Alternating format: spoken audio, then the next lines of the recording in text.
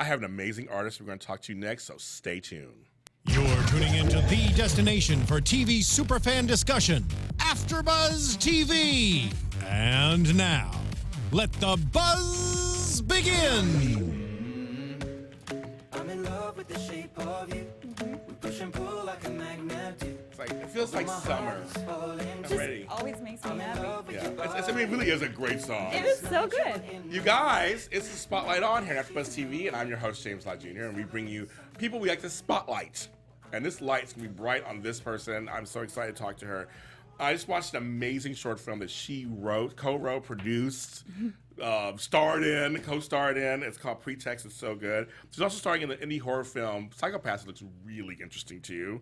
The way it's shot, and I saw some of the trailer of that. It's really interesting. Also, some of you may know her from Grey's Anatomy. She had a really interesting scene. I'm going to show that on this show, too. Just all kinds of stuff going on. And she has comedy, drama. We're going to talk about it. She's doing it for herself. She is doing it for herself. Christina Elizabeth Smith. Hello. Hi, how are you? Good. See? So good. Oh, claps. Down, everybody. Down. Please Down. sit down. Down. How are you, girl? I am so good. Thank you so much for having me. There's one. Okay, I was doing some research on you, and I wonder if this is true or not. Did you do some under 5 stuff for some soaps?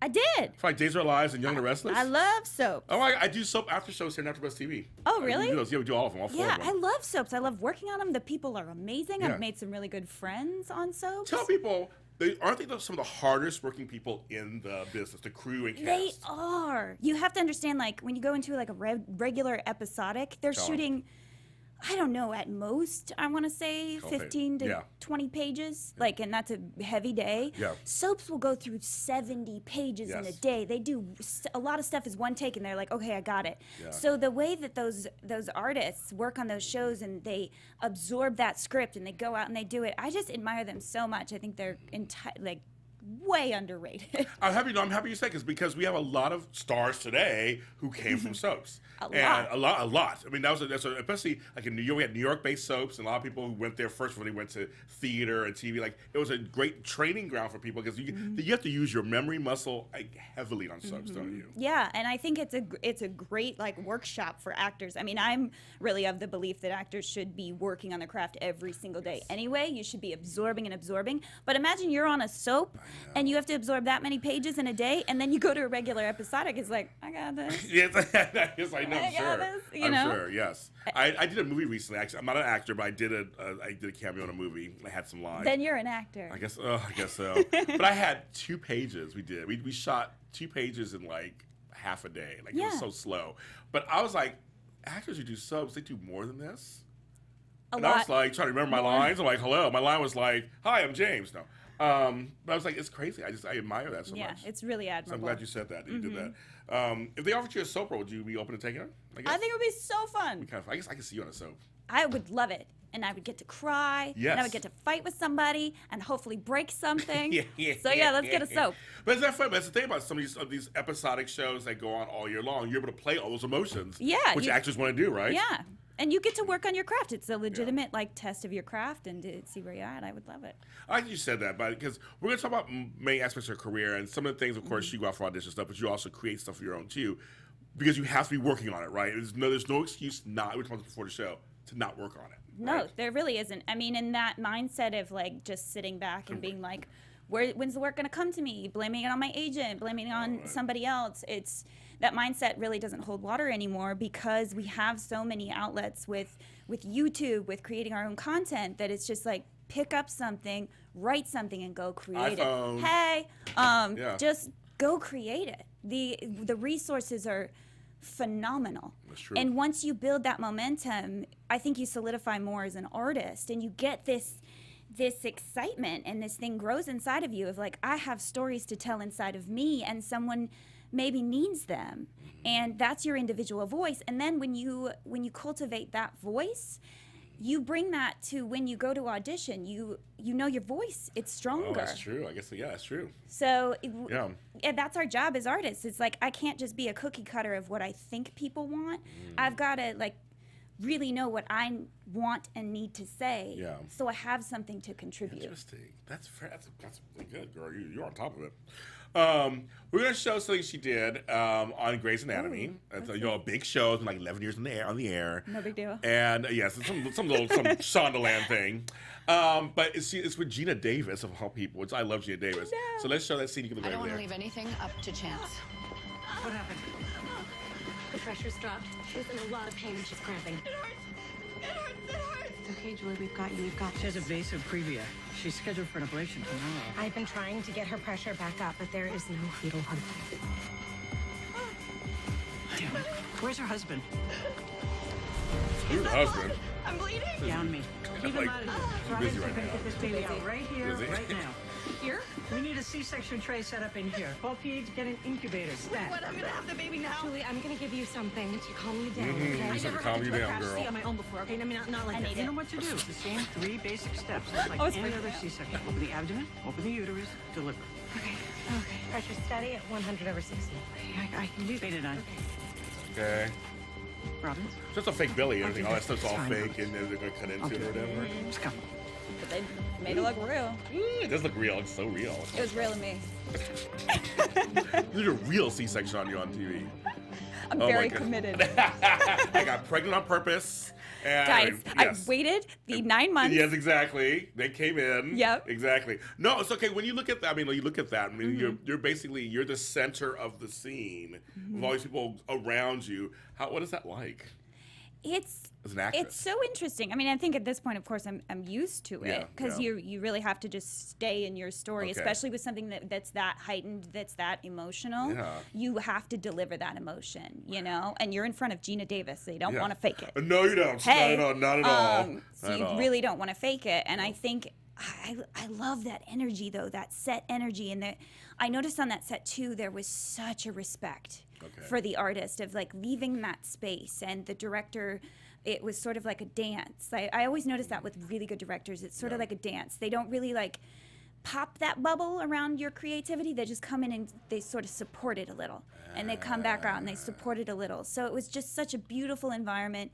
Everybody, I mean, Gina Davis, everybody on that show was Yeah. just amazing Yeah. and so supportive. And they were like, Gina Davis said to me, which was really amazing. She was like, that's a really hard thing to do, So I'm like, okay, I have that in my little Thank you, self-esteem Gina. backpack. That's right. Thanks, Gina. Thank you. Thank Yeah. you. So it's, but I love that. I love being tested in that environment where you have all of these external things going on, but the story is still real to you.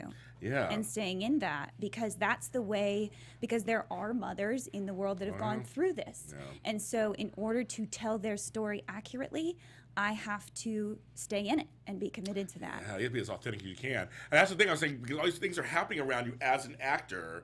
You're having to stay centered in your performance because they have to do all their performances around you, but you got to be the center, one in the center, going, I got to still deliver the emotion as authentically as possible and not let Gina Davis or, I forgot her name on the other side, or everybody working around you, got to stay focused, right? I mean, Right, that's- without being a diva, because Yeah. ultimately you want to. I can still come out and talk to you Okay. as Christina. Okay. I don't need you to call me by my character name. I can still okay. step out, but I can come right back to that story. It's like I had a really good mentor compare it to like just turning a dial on a radio, just turning to another station. I'm just going to go back to that, Julie Hall was my character's name. I'm just going to go back to that Julie Hall station, Yeah. Because you want to be collaborative. You want to be fun to work with on set because I want to make your job easier. You want to make mine easier. And then we have a really great day and we get some great footage. I know. Now, I have to ask, because it's Shondaland. It must be a well-oiled machine, was it? Was it a well-oiled machine there? Oh yeah, I'm sure. The day it ran so smoothly. Everybody was amazing. It's huge. I mean, the production Yeah. size is huge. And you tell everybody in the world you're going to be on Grey's Anatomy? Because it's a huge show. Yeah, it's a huge show. I think if Sean, because she called me, I'd do whatever she told me. She's like, "Can you wash the floor on?" Can you walk my dog? Yeah. Yes, yeah. yes, yeah, girl. I'll be there. I'll do whatever you want. I'm like, I'm just saying, it's a Shondaland production. Yeah. That's what she's doing these days with the catch and this and how you You're get like, murder. okay. I'll do whatever you want, girl. Whatever you say, I'll do whatever you want. So that's congratulations to you. That was a good performance, but just Thank you. congratulations to you. That's a big one. Another one I want to show you guys. Okay, so it's only a small clip. I was going to tell you just a parental advisory, please. It's not for any graphic, scenes, but just there's some adult language. We want to play a small clip of this next thing called Pretext that you did. And at first, as we set that up, with Pretext, where did that come from? That's funny. That came from, long story short, came from a conversation that I had with my very good friend and co-producer on this. Yes. He's my favorite co-creator right now, Jeremy Radin. We were just having a conversation one evening, and I was telling him about a real thing that exists called pretext calling in rape investigations. This is in the Which rape. first of all, I never knew that. Yeah, and that was the reaction that I got from Jeremy. I was explaining like there is a process that victims go through where they're taken into a room with a detective, and they're asked to call the person that allegedly raped them and act like they enjoyed what happened to get that person to admit anything, and the detective is on the call, kind of writing on a notepad what to say, how to say it, how to act, and it's really traumatizing for the victim to hear that person's voice and then also act like they enjoyed what happened. So that is where, when I explained it to Jeremy, his reaction was the same. I've never heard of this thing. Me neither. And it is illegal in some states. It's not in California. Okay. And so we kind of wanted to just shine a light on this thing. It's funny because it's a short. You guys, I was making sure it's a short film. It was about 6 minutes long. For me, because I am a survivor of rape, of a violent act and rape. So, and I've talked about this a few times on some of my other shows. It's not a secret for everybody, but if you guys don't know, I am a survivor of that, and I didn't get to. My attacker died shortly thereafter. Wow. So I get a chance to bring him to justice or have to do, that stuff. So for me, I've always wondered what it would be like if I had a chance if I had brought him to justice. I've had years of therapy and I've worked a lot of stuff out. And if you're lucky, you could put it back, you can find a place for it in your life, in your past, with people who go through this kind of stuff. But when I watched this film, it was just like, I was thinking, I put myself in a situation like, could I have done this? And your reaction, just brilliant performance. I sobbed like a baby afterwards. And Jeremy was right there with you. The performances were just like right on top of each other. But I was thinking, you wrote this and you're acting it. It's like so first with the script, how did you write the script? Did you go to listen to tapes? Okay, did you actually listen to tapes and stuff? This kind of comes from talking to people personally. Okay. And so the script, Jeremy and I wrote in 45 minutes. Yeah. We sat down and wrote it, just understanding that struggle and what we really wanted to hit, because another thing we didn't want to do is demonize the detective. We really wanted to highlight the system is the problem. That's why we added the clip of him later on at home. We didn't want to make him look like the bad guy. We wanted to just show this system doesn't serve. Because a lot of times it's exactly what you said. I don't know how I could do that. Because what happens is they go through this process of the forensics, and they go through the process of the pretext call. And then at a certain point they're like, I can't. I just need to survive. I'm being re-victimized and treated like a criminal and all of these things. I just need to start picking myself back up or I'm not going to make it. And so they dropped the case. Well, that was my deal. It's documented, but my deal was that I was left for dead. It was at knife point. I was beat up, the whole thing. And so when I went to the hospital, it actually happened in the hospital I worked in. It was a coworker. And I was a nurse. And when I got in the hospital and then the police came, I couldn't go as far as name him and go any further. Because I had, at that point, you said it perfectly, I had to take care of myself for a second. I tell people, if you could tell who your attacker, you should tell him. If you can't, you get the strength to do it. But for me, it was just like, I got to figure this out for a second. Because I'm beat up and I've been raped and all this. This trauma just really happened to me. And it was like, I need to figure out how I could actually walk the next second, the next hour, breathe. It was one of those things. So when you said that, I was like, that's exactly what it feels like. Just like I just collect myself. So even imagining this pretext thing, I was like, I just And I just want to say, because I don't give it away too much, but at the end, there's a scene with the detective she's talking about that will kind of explain. It's just the way things going on in that scene. That's just like, oh my, it's such great acting, great cinematography in that scene. Michael Street, yeah, he was our cinematographer. my He's God. phenomenal. So yeah, when Phenomenal. you see towards the end, and that made me cry too. So that show again. So there's a couple of a little bit of pieces of rough language, not too heavy rough language, but a few pieces of show. That clip. Touching myself? Tell me what happened. You had a lot of fun. I'm wet right now just thinking about it. I wish that you were here.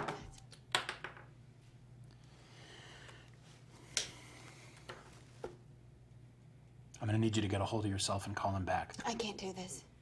I need you to call him This back. guy knows me. He knows I don't talk like that. Well, you gotta sell it.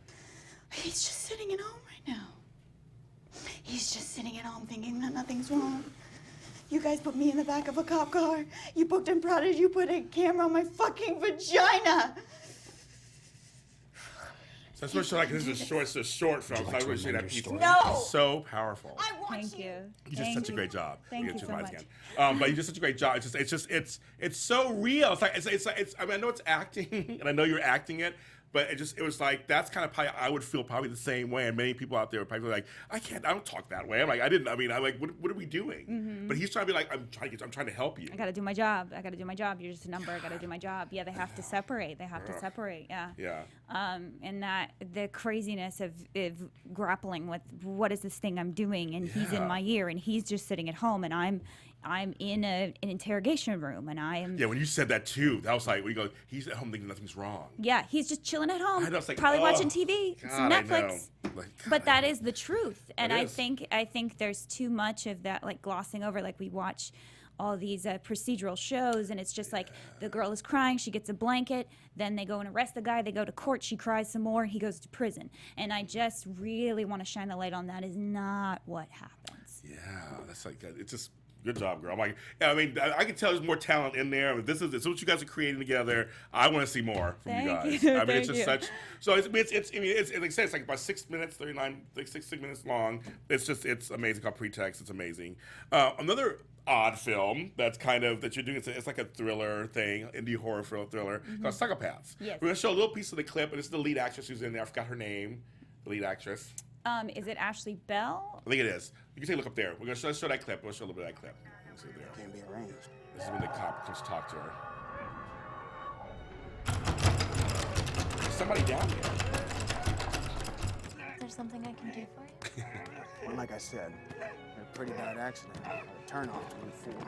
Yes, you said that already. I did.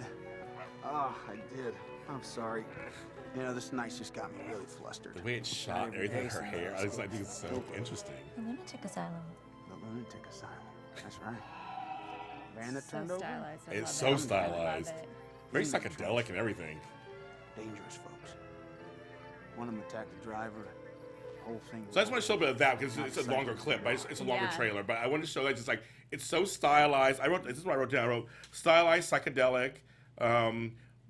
Mickey Keating. Mickey Keating. He's the. We did Darling, which I remember Darling. I've seen yeah. Darling. And He did Pod. Carnage Park as well. Yes. Yeah. I mean, he's so phenomenal. Wait. Phenomenal. Like getting these like stylized, Yes. unique, this The unique split approach to screen. horror. Yeah. I know. That makes it interesting and fascinating, and shooting with him is so fun. I met him on another project with Alan Ruck that was directed Ruck, by wow. Mike Williamson. Alan Ruck was my father, and that was another horror project. And Mickey Keating actually played my brother. Oh. Yeah, it was so fun, but I met him on that, and then he brought me on for Psychopaths, which was so fun. Well, Mickey called it. He wanted to do chaos and glamour. Oh. And if you look at that clip a little bit, it's both. She's kind of glamorous looking. Mm-hmm. Meanwhile, there's chaos going on. That makes sense because I don't. Well, it's somewhat out now, so I Yes. think I can reveal. Like I was very glamorous, but I was Okay. also a super party girl Okay. that goes kind of crazy pants. Ooh. So hey, so that fits with the theme. Yeah. Those were his words. He say, I looked it up. His words, I wanted to create chaos and glamour. Well, he worked it out. He did, and I was like, that. I watched the whole trailer. You can go on YouTube; the whole trailer's there. It's very, and this cop is just talking. You see the lights behind. I mean, everything. The way it was shot was just so. He's brilliant. Yeah. He's brilliant and the nicest guy. It's like, where's this stuff come from? Then he's a nice guy. It's weird.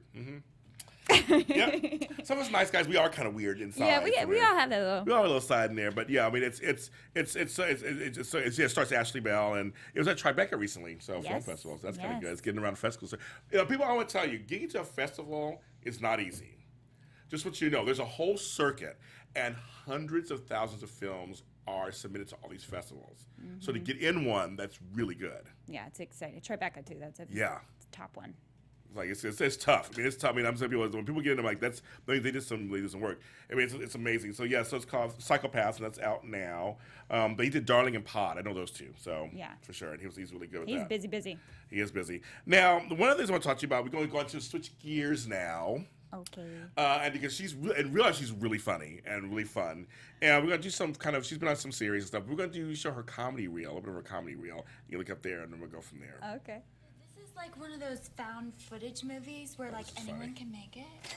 Okay, not just anyone can make a found footage movie. You have to have a killer concept, realistic actors. What are you doing? I am making a found footage movie. I just downloaded. This part's funny. It's coming up.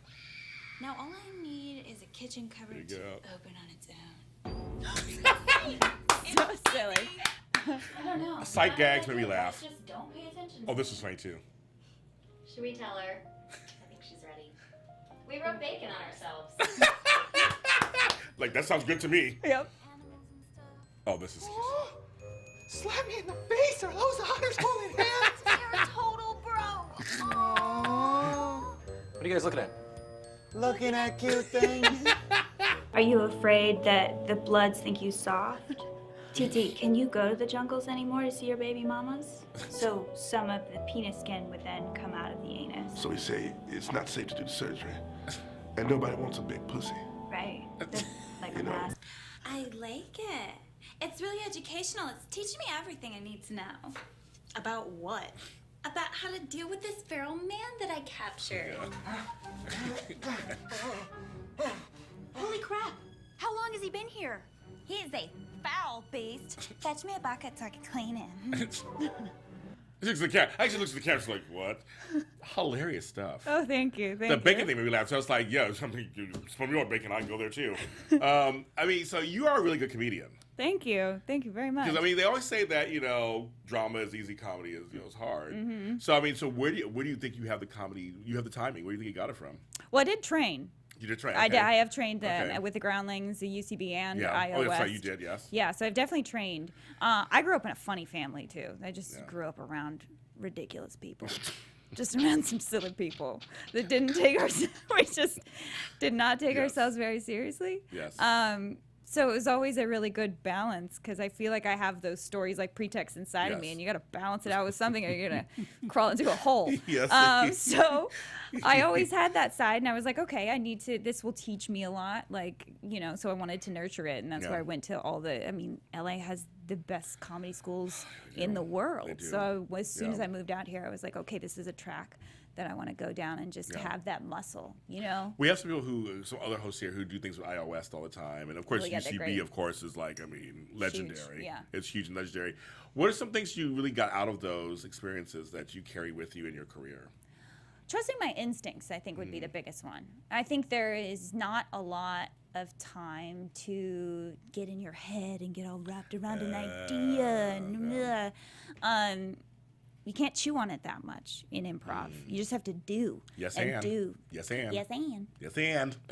So the more I do it, the more I trust those instincts, and it gets into my body, and I'm like, okay, there's a part of me that has something to say that I just need to listen to it and jump. And again, it's about, I think that transfers over into all aspects of my life of just jumping in, just trying and jumping in and not being afraid to look dumb, not being afraid to put yourself out there, and just being exposed in that way, especially as an artist. You have to be willing to be exposed in order to be a great artist. And so improv has taught me so much about that. Sure.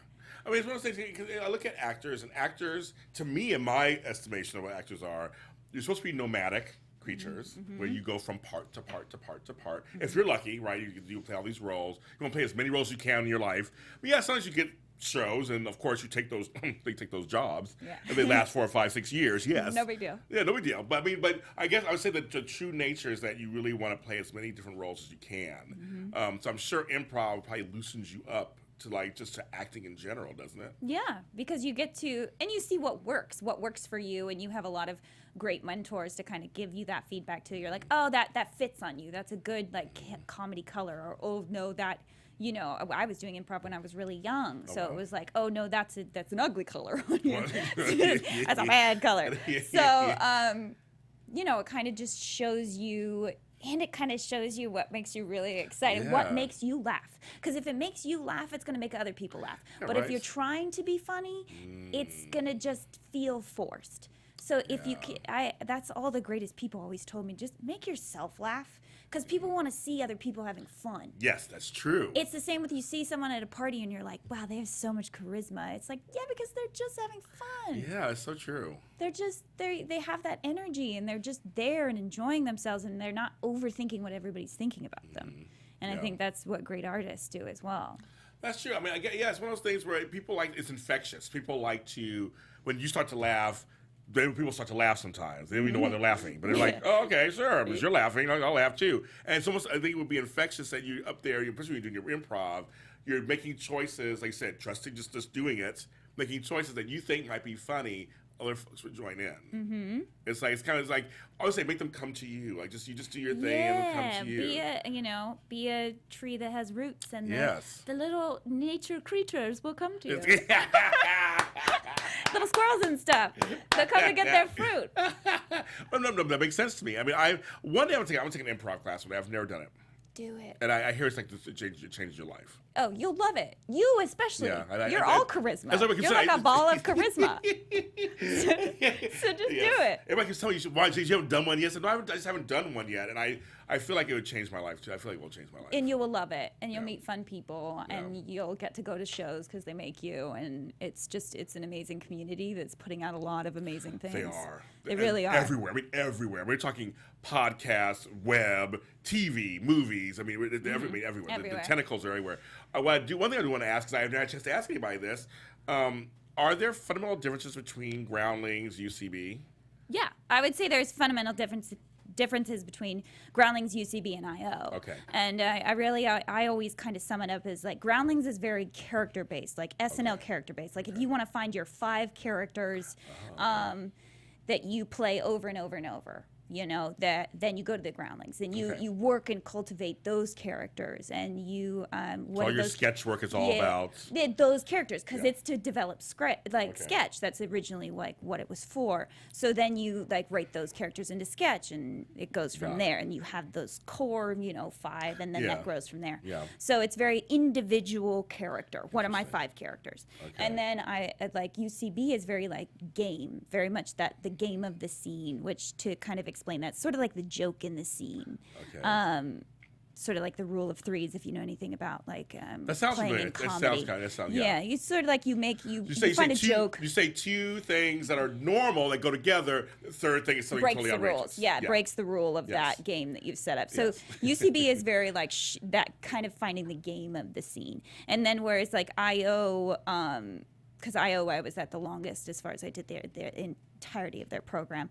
IO is very much relationship based. Like, what's our relationship? What's the funny idiosyncrasies of that relationship, and how do we react off of each other? That's so funny. Like you can, imagine your parents and the little things that they pick at each other for, and you develop that relationship within that scene, and you develop it and you take those relationships in different scenarios. So that's like my way that I always describe it when people are like, where should I go? Right, where should you go? Okay, makes sense. It's very clear. You made it sound really clear, yes. Hey, thanks. Once like that, you should be a spokesperson. But my favorite threes, of course, is it was from Austin Powers. It was like one of those things like, I can't stand the intolerance, racism, and the Dutch. Yeah. Exactly. That's the perfect example. Excuse me? Yeah, it's like, huh, what? I mean, I love that kind of comedy. But I just with sketches, to me that's a whole other animal. Of course, I admire anybody who can do sketches, but I guess you really develop as a writer. Then you really at the ground is probably really developing as that type of writer. Yeah, and how to be funny in writing, which I think is another completely different beast. You know, I think when you're first laying something out on paper, you can take it and you have people, and again, I have less experience with that, but you have, you know, you can write it down on paper and you're like, this is funny to my weird brain. And then you take it to people and they're like, it's not funny at all. And then you kind of have to, that's where I think you have to work with the artist that you're working with. And that's where the improv comes in, is like, okay, you're funny as an artist in this way. How can I incorporate that into my sketch? And it sort of becomes this like evolving thing with the artist that you're working with. Does it also make you more present in your work? For sure. Because I mean, as an actress, as an actor, I was gonna say actor, as an actor, you have to be. I sure have to be present in every scene with your scene partner. Hopefully, they're giving you, you're giving. Hopefully, you're receiving and doing. So I guess with improv, especially, you have to really be present. Yeah, it makes you listen. I think it makes you listen more as a human being. I think we're constantly, as an improviser, I cannot be thinking about right now what I'm going to say next, because then I won't hear what you're saying. Yeah. Because in improv, it should only be growing off what you said last. I shouldn't be planning all these scenarios of like, I'm going to act like I'm going to my fake garden and planting all these fake things. It's like, because you're saying all these things that I'm completely missing, and then all the jokes are lost. And then it's just a weird conversation of all these weird things being added. So I think I think acting teaches you how to listen. Yeah. Because there's a such thing as active listening. Yeah. And passive listening. Yeah. There's such thing. We know a lot of passive listeners. I know half of them are my family. They're busy talking. You know who you are. I love you guys. But yeah, no, but even for myself, I had to learn how to actively listen over the years. Like, okay, there's a way to actually hear something, not just think you heard it or half hear something. We have to hear things all the time. So it's like good to like listen. And in acting, especially, you got to play off that person and be there with them and hear the words coming out of their mouth. So in some ways, you can say your words too, but also to show your emotion, you're supposed to show them. Sure, yeah, right? and they'll give you so much of what you need. Yeah, I don't think it has to be that much work. I mean, you need to train the muscle, but once that muscle is there, it doesn't have to be that much work, because if you're present with another human being, just as I am with you, Christina is with James, then you're just responding. I'm just listening, and I'm present with you under the circumstances I've set up as my character. I know where my character comes from. I know how they feel and how they look at the world. So I'm going to respond through that to you as a human. When you get roles, do you, if you don't get a backstory, do you create one yourself? Yeah, I think it's my job. I mean, I don't need to create all this crazy stuff and go in my house and create barriers and get all crazy pants.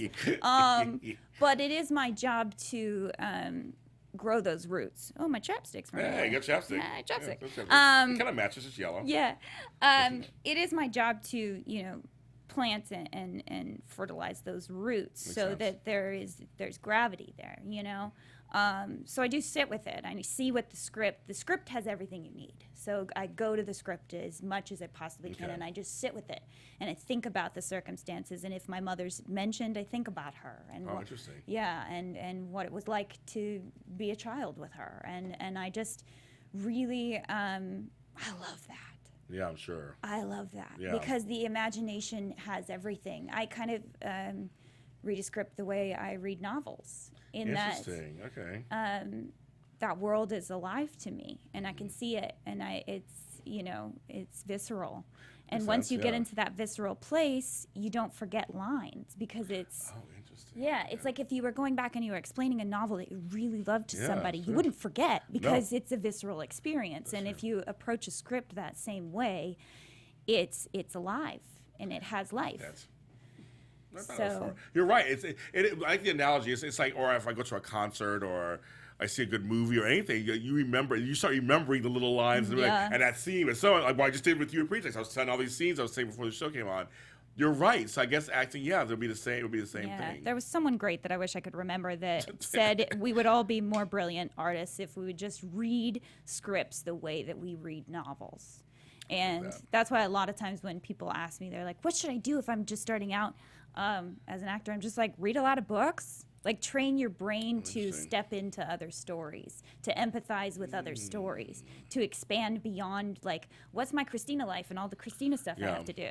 Like, because you can become so much bigger. For you, do you have to like your characters you play? No matter what the character is. I mean, it could be anything. I can't judge them. Okay. I can't judge them. I have to understand where they're coming from. Okay. if I externally am like, this person is not a good person, I'm in trouble. Like, even if I was playing a serial killer, you have to understand where that person is coming from, what that motivation is, and step inside the skin. You have to be in the skin. And it's the only way that I can justifiably play their story and tell their story in order to justify the script. Okay. So liking is a very, I feel like that's a removed thing. That's an external, removed looking. Outside, I have to understand my mission in that story. If that makes sense. No, it totally makes sense. You're saying, you mean you want to understand them so you can make it more real for yourself to play. You don't necessarily have to like them or dislike them. I'm playing a character. Yeah, this character's a serial killer, but I'm playing this person as a human, so I gotta make sure I figure out what's they are human, and I think that really, it's not like I'm gonna play a serial killer and then be like, oh, serial killers are my buddies now. Right. Yeah, That's not how it works. No. But understanding the circumstances to justify the story is my job. Actors, that's a lot of work.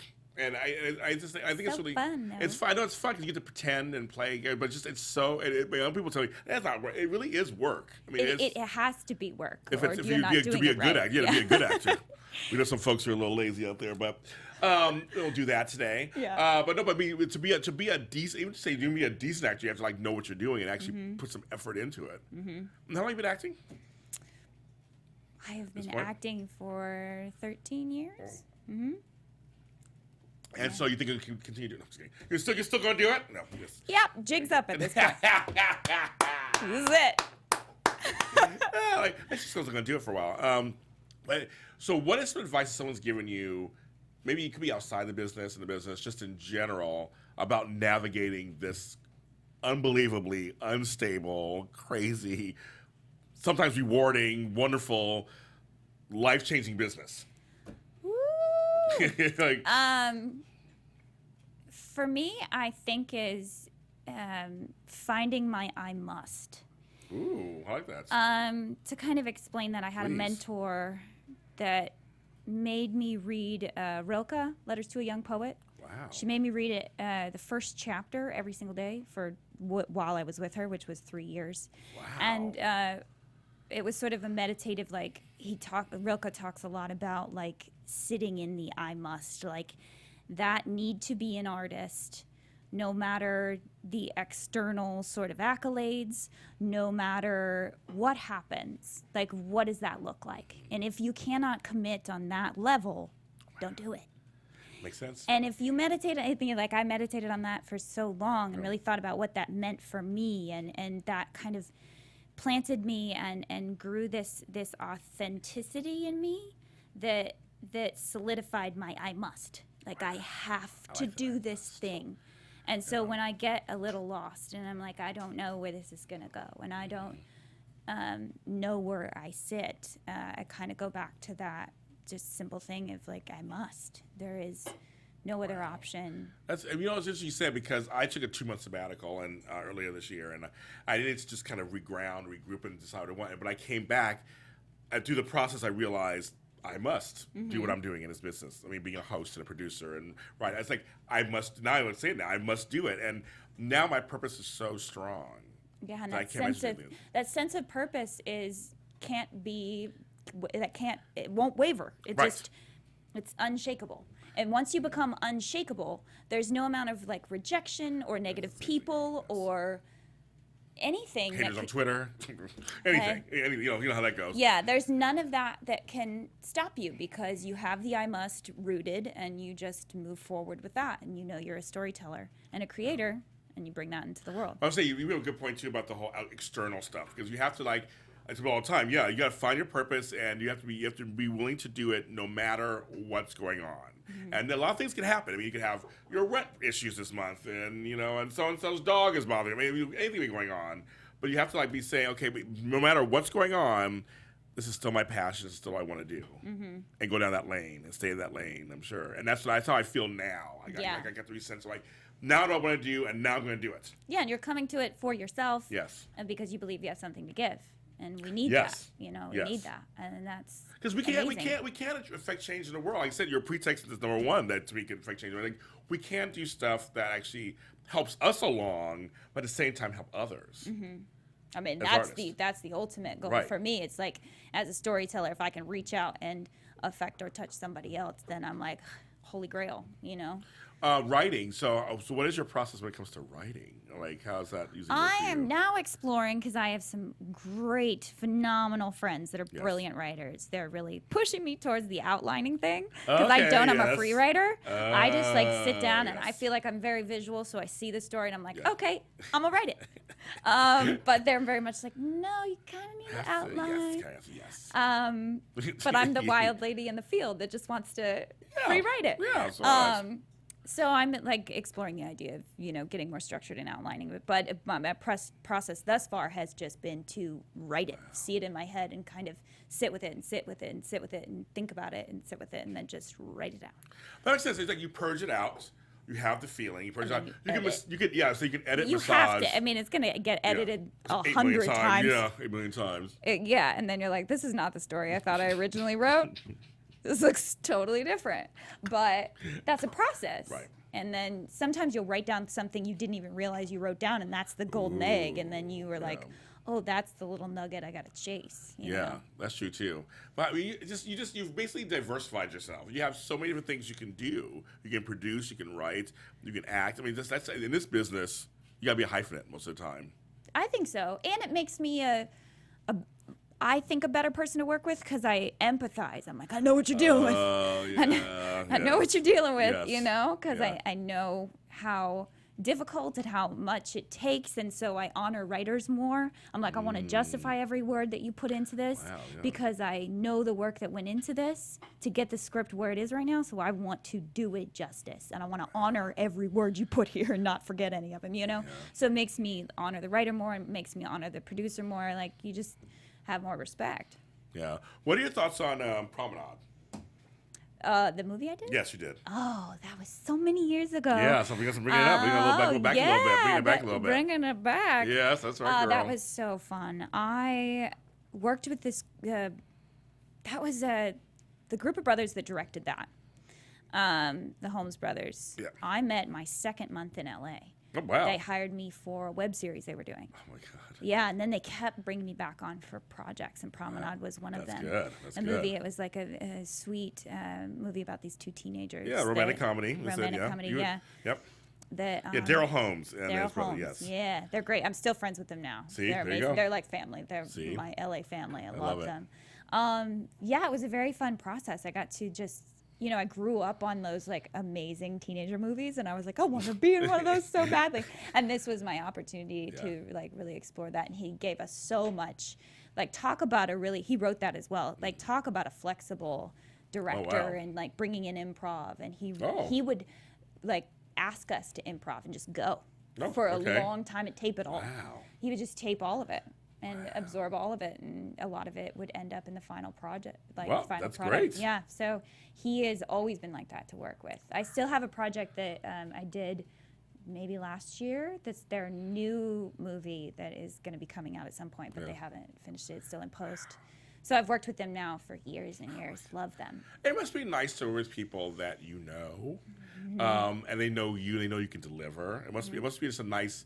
I mean, you still have work to do and you got things to do, but it must be a nice feeling that takes some of the stress off. That you're like, oh, with my buddies again, and we're gonna. And I know how they direct, or I know how they write, and they know how I act. And it's like it kind of works. Yeah, and then when they're creating other projects, they'll kind of write that in, or they'll incorporate that in with little bits of your essence, or they'll be like, I know this about Christina and one of her hobbies, so I will like bring that into this next script. Yeah, so it just becomes this collaborative sort of thing. It's so fun. You're amazing. I want to see more. I want to see more from you. Thank I really you. do. I really do. I want to see more from you. Of course, hire her. She's an actress for hire. But I really want to see what else you come up with writing wise. Well, I want to see some more. definitely I want to see some more working on short films from you. You're just and Jeremy. You guys are really good. You're off to a good start. We love creating, so that's the goal. Put out more and more. And yeah, about that content. But folks, it's some good stuff. And so Psychopaths is out now. doing the film festival circuit. Pretext is out now too. I saw it on YouTube. Yeah, you can watch it right now. We are submitting it to film festivals as well, but we really just want to get it to whoever it can, affect. And okay, so folks, tell them in that camera over there where they can find you on social media if they want to talk to you. Hi guys, yeah, please follow me on Twitter. My handle is @IamC_E_S. Yes. And then on Instagram, I'm on Instagram probably the most. My handle is just @Christina Elizabeth Smith. Very good. You can follow us at AfterBuzz TV. It's called Spotlight On. This interview will be on there also. And you can follow us on iTunes under Spotlight On. It will be on there for audio if you want to download it and listen to our voices talk to you. Yeah, just our sweet voices. Exactly, in the car while you're driving, especially here in LA traffic.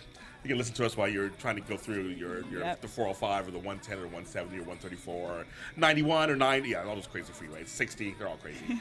And you can follow me at James Lott Jr. Where all James Lott Jrs are. You can just go online, type my name in. I am on every social media platform. Seriously, platform. Thank you so much for watching, and we'll see you next time. Thank you. Thank you so much. From executive producers Maria Menounos, Kevin Undergaro, Phil Svitek, and the entire AfterBuzz TV staff, we would like to thank you for listening to the AfterBuzz TV network. To watch or listen to other after shows and post comments or questions, be sure to visit AfterBuzzTV.com. I'm Sir Richard Wentworth, and this has been a presentation of AfterBuzz TV. On your brain. The views expressed herein are those of the hosts only and do not necessarily reflect the views of AfterBuzz TV or its owners or principals.